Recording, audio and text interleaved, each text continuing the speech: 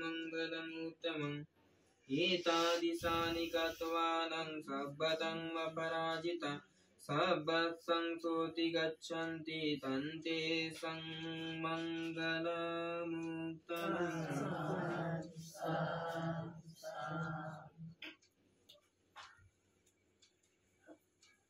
सब पाप सकरणं कुशल उपसंपद सचित परियोदपनम् एतं बुद्धानुशासनं धम्मचर्येषु चरितं न तं दुचरितं चरे धम्मचारी सुखं चेति अस्मि लोके परमिष न तावता धम्मधरो यावता बहुभासति योऽसपमि श्रुत्वानं धम्मं कायेन पश्यति सदे धम्मधरो होति यो धम्मानपमादति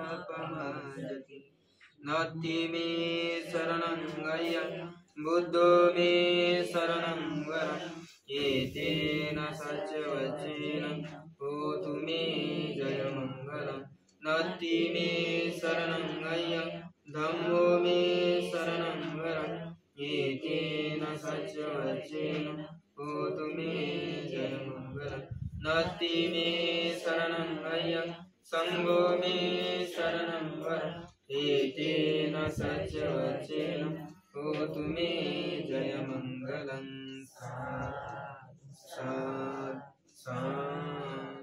गुडघ्यावरपासून अभिवादन करायचं आहे.